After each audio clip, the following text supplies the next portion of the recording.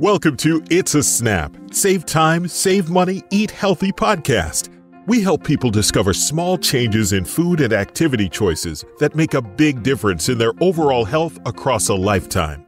And here's your host, Senior Snap Ed Nutritionist, Wanda Collins. Welcome, and thank you for joining us. My guest today is Minna Sabahi, Snap Ed Nutritionist from Common Threads. Today's topic is back to basics. Welcome, Minna. Thank you, Wanda. I'm excited to be here. Well, I think this topic is an exciting topic because it's good to go back to basics, especially this day and age. So what kind of basics are we talking about? So what better time than always, right, to start reminding ourselves of the importance of nourishing our bodies and our minds so that we can always be successful. So today what we're going to discuss is how to build from the basic up. So when building your plate for a meal, we have to remember that the right mix can help us be healthier now and in the future, right? And so we want to make certain that we focus and understand that everything that we eat and drink over time matters. That is really important, isn't it? That everything we eat and drink over time matters. Sometimes we forget that. So go ahead. I just had to say that. Of course. So we want to eat more of the foods that are filled with vitamins and minerals that strengthen our bodies, both physically and mentally.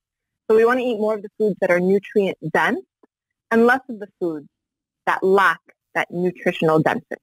If we simply look at my plate, yeah. So when you talk about nutritionally dense foods, you're talking about foods that have lots of vitamins and minerals in them? Is that nutritionally dense? That's correct. Absolutely. So we want to make certain that we consume the foods or we eat foods that are going to really nourish our bodies as much as possible. And we're going to go into that in complete detail as well as we move forward in this podcast. That's awesome. We really need to know that. So go ahead. What else can you tell me about going back to basics? You mentioned building on our plate. Can you tell me more about that? Yeah, absolutely. So if we look at the My Plate, it illustrates five food groups that are the building blocks for a healthy diet, right? So before you eat, you want to think about what goes on your plate, what goes in your cup, and what goes in your bowl. And that's the very first step to you making the conscious decision to eating healthier, eating foods that are better for your body.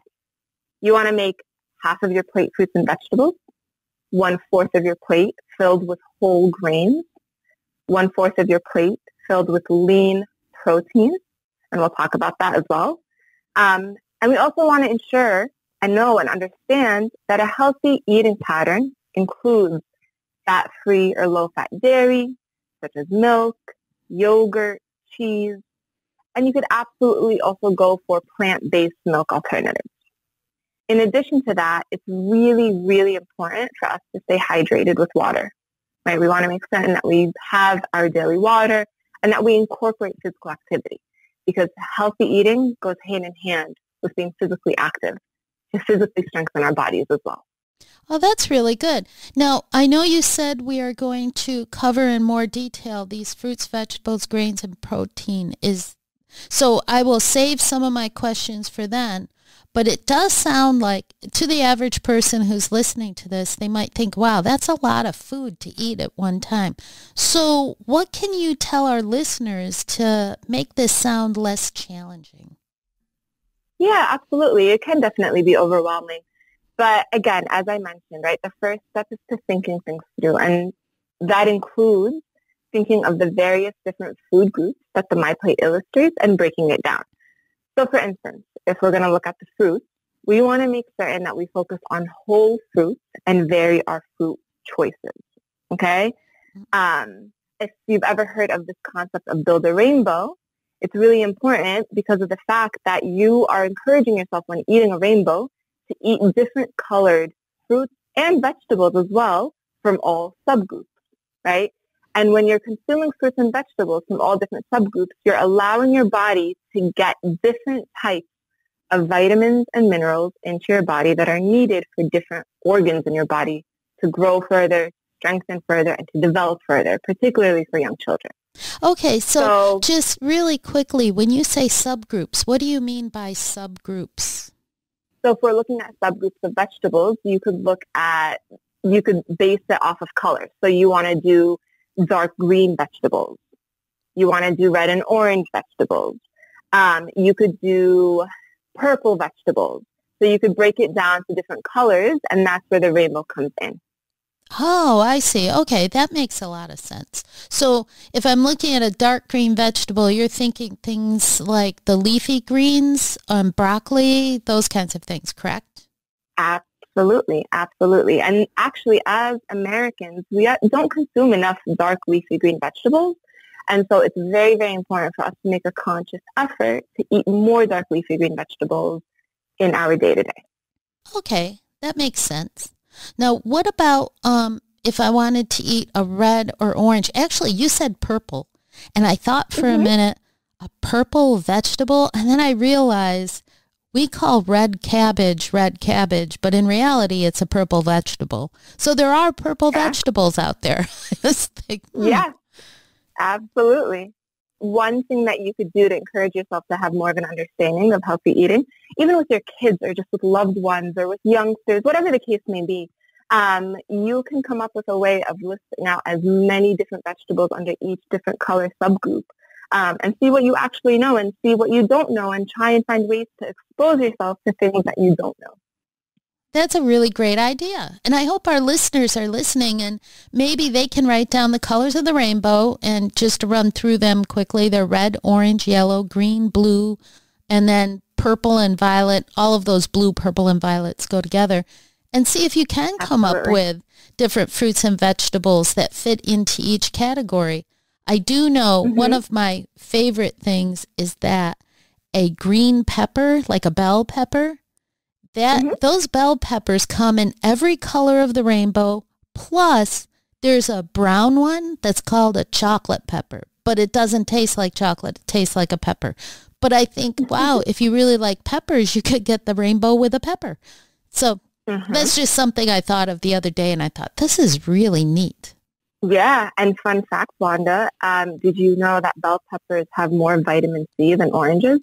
No, I did not. That is really cool. So instead of an orange fighting my cold, I could eat a bell pepper.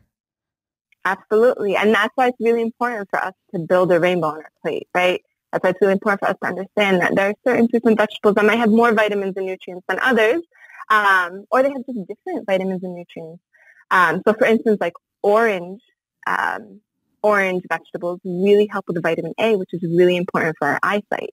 And that's why you want to make certain you consume that and you have your orange vegetables in addition to all the other colors. Oh, wow. That is really good information. And we all need our eyesight to work well, don't we? Absolutely. So what else can you tell us about the plate? So we went over fruits and vegetables. And as I mentioned, you want to have more of a rainbow. Fruits, you want to make certain that you eat whole fruits and you vary your fruit choices. And when it comes to juices, you want it to be 100% juice because you want to limit your sugar intake. So that's one food group right there. Now, if we look at the protein, we want to make certain that we want to, again, eat a variety of proteins. We have two types of protein. You have your animal-based protein and your plant-based protein. You want to make certain, again, that you consume two different types of proteins because each have different types of vitamins and minerals that are important for our bodies and our health. When it comes to your protein generally, particularly animal-based proteins, so things like chicken, fish, red meat, you want to make certain that you are eating lean proteins. So you want to have things that are skinless. You want to have cooking options that include baking, grilling, and broiling in order to reduce or decrease the fat content in the animal-based protein. Okay, so that's what it means to have a lean protein. It has less fat in it, right? Absolutely.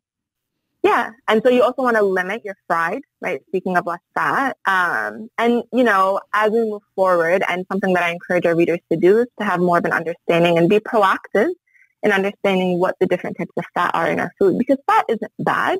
Fat is necessary in order to help us absorb different vitamins and minerals, but there are certain fats that are better for us and certain fats that are not so good for our bodies. And so from the fats that are not good for our bodies includes things that are fried. So you want to limit your fried protein intake. Okay. So I was just thinking about this when you said fried proteins.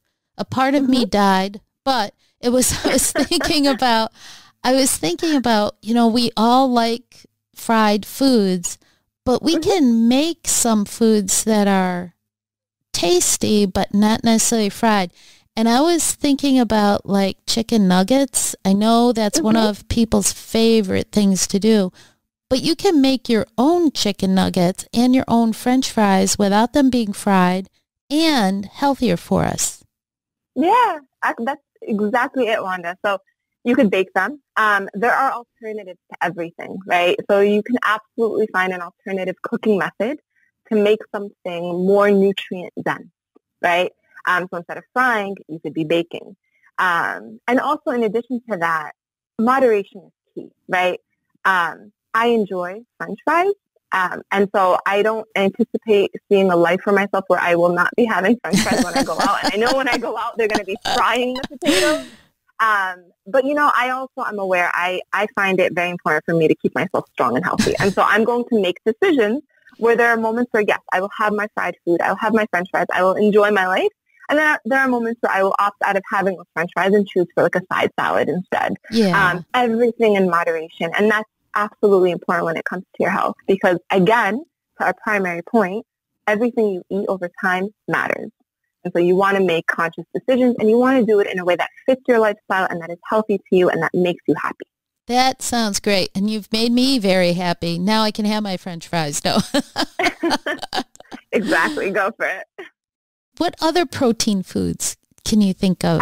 So we were talking about fats, correct? And so we said certain fats, like, if you were to fry chicken, there are certain fats in there that aren't necessarily too great for you. However, certain animal-based proteins are really good for you and have more of the healthier, the better fats for you, like seafood. And so I really encourage everybody to make certain that you consume seafood or you eat seafood about twice a week because it's really, really good for you and for your heart health. Oh, that's really good. That is really good. So you mentioned plant-based proteins? Correct. Yeah. So I did. Wanda, can you actually tell me some plant-based proteins that you know or that you enjoy? Oh, I eat a lot of plant-based proteins. So we eat a lot of beans like kidney beans, black-eyed peas, chickpeas or garbanzo beans, whatever you want to call them. So any of those dried beans, I get them canned and I have them dried. So the canned ones are for convenience sake. So we rinse them off and I always make sure I get the no salt added cans of beans.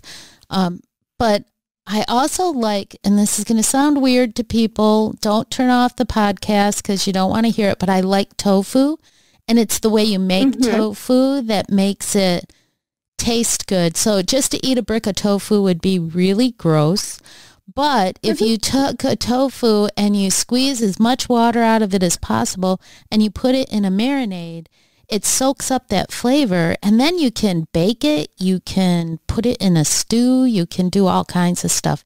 And then recently my husband and I discovered this thing called a soy curl, and it actually has the texture of meat. So it's dried and you have to rehydrate it. I usually put it in a stock or something to rehydrate so it picks up flavor. But it actually has the actual texture of meat. And so it's like eating, if we put it in tacos and stuff, and it's like eating a piece of chicken or something with it. So those are the kinds of plant-based proteins that we like to eat. That sounds actually really, I've never heard of soy curls. I guess that's something I now need to expose myself to and see how it is. Yeah, but, you can order them online. Unfortunately, you can't pick them up in a store. But if you have the option to order online, soy curls are they're an interesting way to get that meat texture without eating the meat. Yeah, I'll definitely have to give that a try. So Wanda, you mentioned various different sources of plant-based proteins across the board, right? And they fall into the categories of legumes and beans. So peas, lentils, beans, these are all really, really actually cost-efficient and healthy ways of you getting your protein, and more sustainable ways as well for the environment from a health standpoint. And so it's really important for us, again, to vary our protein intake because, as I mentioned, different foods have different nutrients. So plant-based proteins have a lot more fiber in comparison to animal-based proteins. Wanda, can you tell me what you think fiber helps with? Oh, I know that, because I had colon cancer while I was pregnant with my 7th kid, and I looked up how to avoid colon cancer. And one of the ways is to eat a diet high in fiber. So it helps prevent some cancers. And I believe it also helps with cholesterol and blood sugar levels. Absolutely. And that's why it's a very, very important nutrient for us to have. We actually are not consuming enough fiber in our diet. And you can get fiber from, again, your plant-based proteins, which also a lot of them are vegetables, right? They're from the ground. And so it's very important for us to actually vary our vegetable intake as well. It's all connected. But yes, fiber is very big for our digestion, and it's very, very, very helpful with our heart health. And so that's really important for us to consume and to have. And so similar, animal-based proteins, right? So plant-based proteins have a lot more fiber than animal-based proteins. Animal-based proteins have a lot more iron than plant-based proteins. That is more easily absorbed by our bodies. Plant-based proteins do have iron, but our bodies don't absorb it as well. And another fun fact, vitamin C helps with the absorption of iron in our bodies. Does it really? Oh, that is so cool. And that's why if you have, let's say, a colorful salad, you're having your spinach in your salad, which is really high in iron. It's a dark leafy green. You're having your bell peppers. Okay, your bell peppers and the vitamin C in the bell peppers are going to help absorb the iron from the spinach. And then if you put, let's say, chickpeas into that salad, you're getting protein right there, plant-based protein. Wow. And you got it all. Yeah. So, it's crazy. It's crazy how our food sort of connects, and it's right there in front of us. Food is medicine, right? That's right. That's right. So, and I think that information is just so excellent. It's good to know that this whole thing about protein, I don't think I've spent a lot of time thinking about it, but I love the idea there's so many sources of protein and that the nutrients actually help each other out to get into our bodies and stuff. I think that's really important. So I hope our listeners will think about trying some of these plant proteins and varying their animal proteins to get all these different nutrients. So I would also like to remind our listeners that you are listening to It's a Snap, Save Time, Save Money, Eat Healthy podcast. And I encourage our listeners to subscribe, if I could say the word right, to subscribe to our podcast to get the latest nutrition information to help you make every bite count. So if you would like to make small changes that can make a big difference, find recipes, or find your local New York State SNAP-Ed office, visit our website, snapedny.org. That's snapedny.org. And you can also find us on Instagram, Facebook, and YouTube. And please, please subscribe to our podcast so you can catch the latest news in SNAP-Ed. So, Minna, we left off talking about the importance of varying our proteins. So what are some other helpful points you would like to share with us? Yeah, absolutely. So we talked about fruits and vegetables. We talked about proteins and two sources, animal-based versus plant-based, and then points of varying it. Now we have our grains. So when it comes to our grains, again, due to fiber, we want to make certain that we make half of our grains whole. What does that mean? When you're looking at the nutrition label on a food packaging of bread or of whatever the case may be in terms of grains, you want to make certain that it says whole wheat or whole grains on the label, particularly whole wheat, because that means that the fiber is more present in that whole grain, and we get more fiber in our diet by eating that. Again, it helps with our digestive and our heart health. Wow, that's really good information. So I'm looking at a label and it needs to say 100% whole, hopefully wheat, if I'm choosing bread. Okay, so what other whole grains could people purchase? You have different types of grains across the board that you could try. So take oats, for instance. Making certain that you consume, whole wheat oats or just oats altogether. And it's really, really good for you. And it's excellent in terms of fiber content. Oh, that's good. I like some nice whole oatmeal in the morning. I will say I discovered something really important that I just want to share about oatmeal is that those little packets of oatmeal have a lot of sugar and stuff in them, and you don't get a lot of oatmeal in one packet, so people tend to use 2 packages.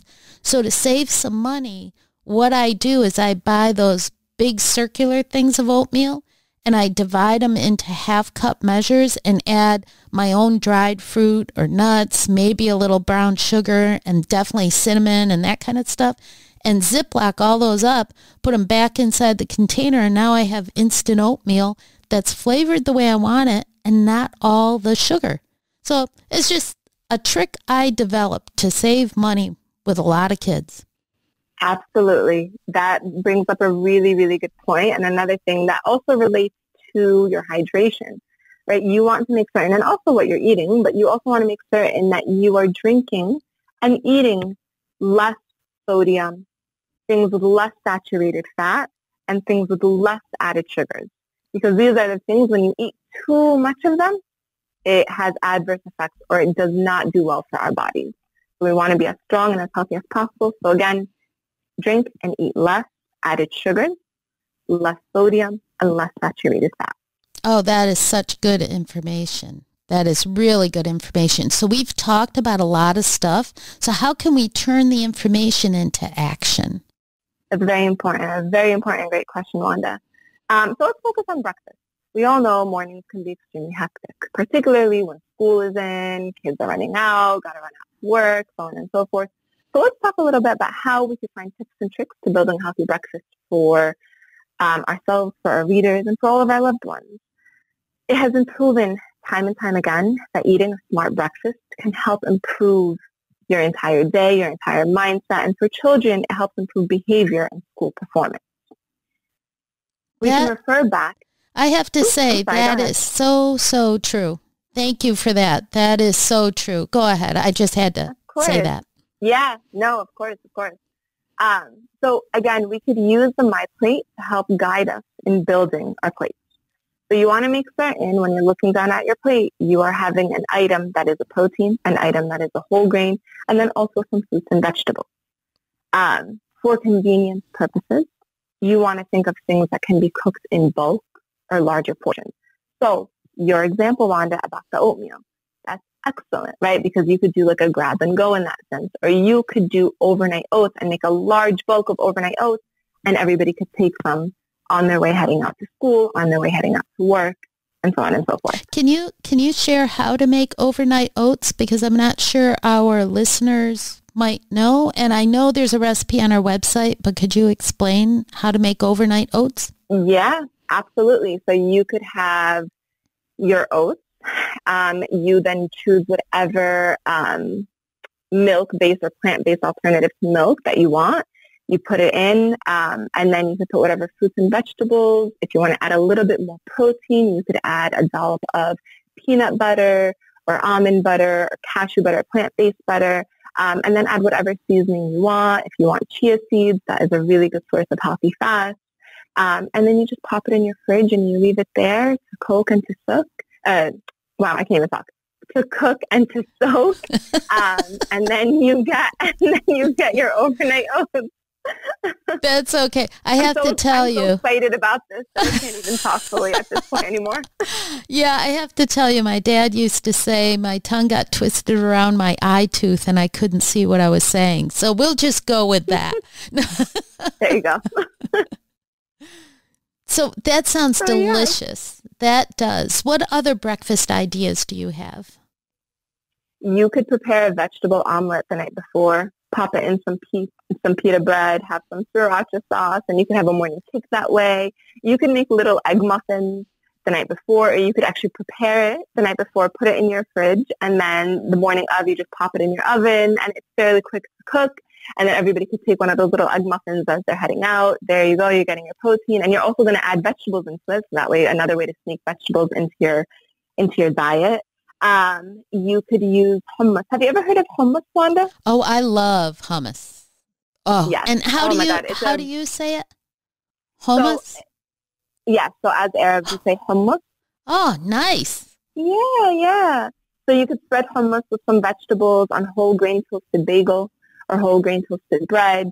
There you go. You're getting your protein right there, plant-based protein, right? you're getting your grains, and then you're adding your vegetables as well. And then you can have like a side of an apple, for instance, to sort of fill you up even more. And you can find these recipes and other breakfast ideas, as you mentioned, Wanda, on the SnapEd website and also on the Common Threads website. Wow, those are some awesome breakfast ideas. I'm thinking now what I'm going to eat because that is really good. So what other ideas do you have for us when it comes to planning, preparing meals and that sort of thing? You want to try to plan ahead and prepare meals ahead of time, specifically breakfast, because again, the mornings can be very hectic. By planning meals, you're not only helping relieve mealtime stress, but you're increasing the likelihood of consuming a full meal. And in the long run, it's also very cost efficient for you. So a few steps to planning. Number one, you want to make a menu. That is very helpful in terms of just getting your thoughts together. Number two, you want to stock up on pantry and fridge items with ingredients that fall in all the food groups.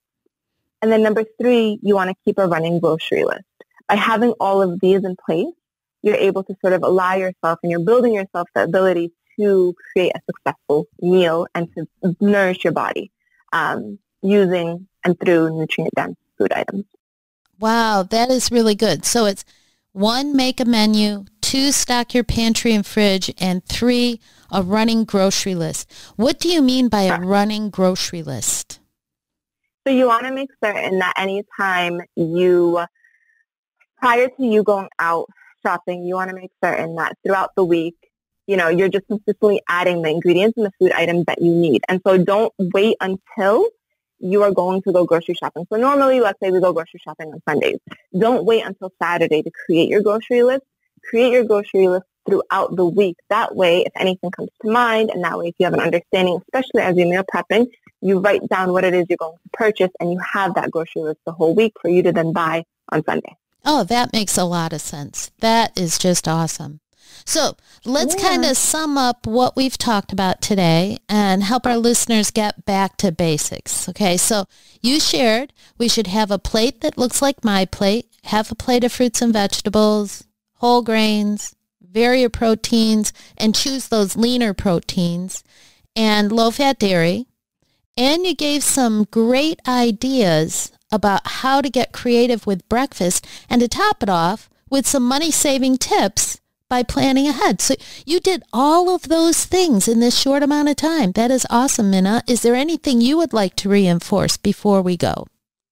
The biggest thing is what the whole idea and the understanding of us talking about this is for us to understand that it's very important to nourish our bodies. Again, everything in moderation. Enjoy your life. Make the decisions now that are going to help nourish you consistently and going to help you stay strong for the rest of your life. And keep your loved ones strong as well, and do it in a way that fits your lifestyle, and enjoy it. I think food, especially nutrient-dense foods, could be extremely, extremely enjoyable. So experiment, expose yourself, and enjoy. I love that. That is great. That is a great way to sum it up. So thank you, Minna, for joining us today. Thank you so much, Wanda, for having me. I really enjoyed this, and I enjoyed talking with you about this.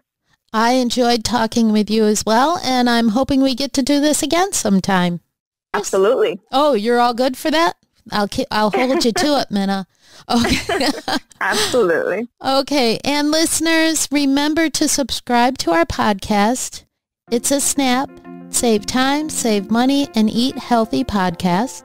Visit our website, snapedny.org or snapedny.org.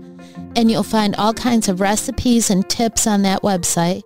And also follow us on Instagram, Facebook, and YouTube. Thank you for joining us today. We know the healthy choice isn't always the easiest choice, but small changes can make a big difference. Start today by getting involved with SnapEd New York.